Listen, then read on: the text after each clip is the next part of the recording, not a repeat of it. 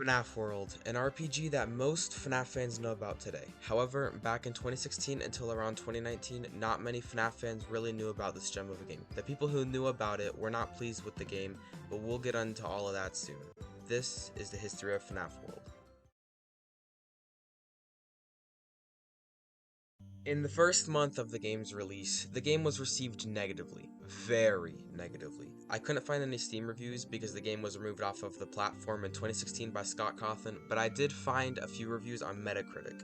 One review reads, "There is so much wrong with FNaF World that there's just one thing I can commend.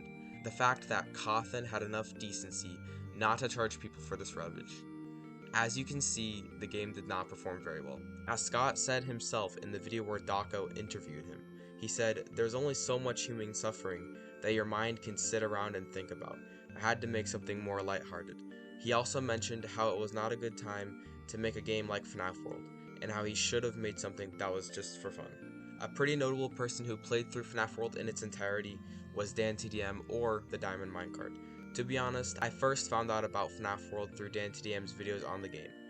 I'm not going to ramble on about that, but that's just something that I thought that I should include.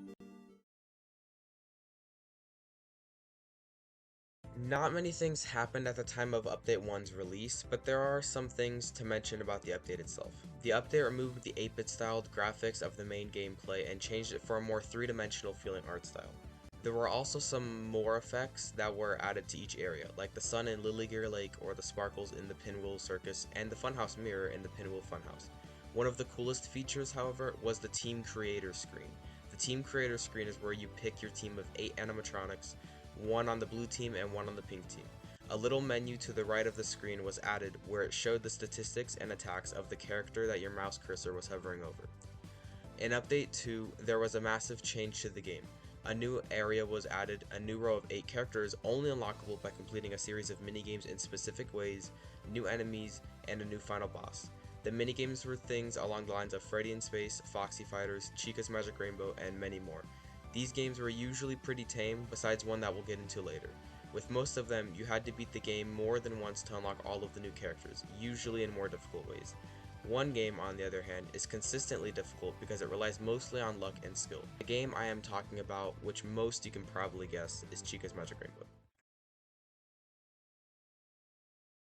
The minigame can be best described as a platformer mixed with a rage game, kind of similar to Cat Mario in a sense.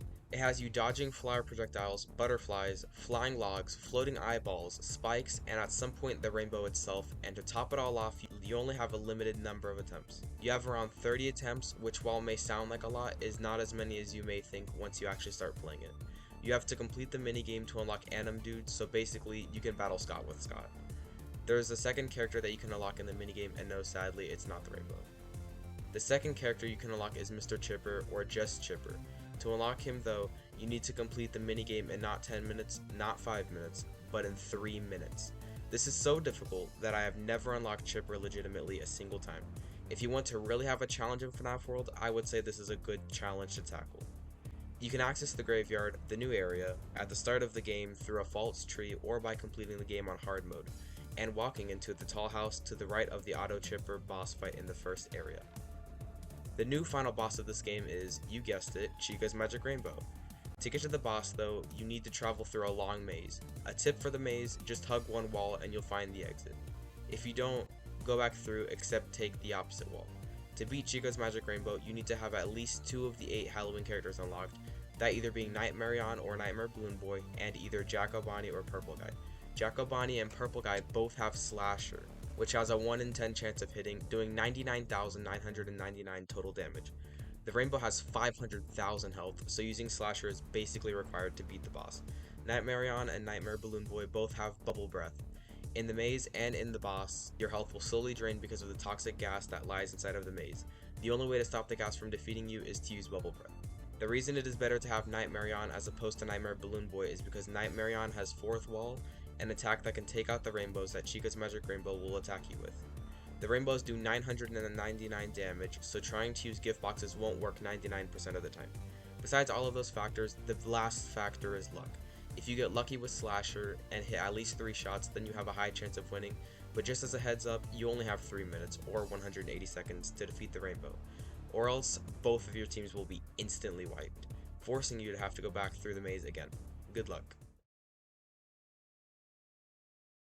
Nowadays, FNaF World is received very well and is looked at as a very good game in the FNaF series. It has even made a pretty remarkable comeback in the YouTube scene, with YouTubers such as Astral Spiff and Dako making videos on the game. If you want to play FNaF World now, the game now resides on GameJolt, free for anybody to download and play.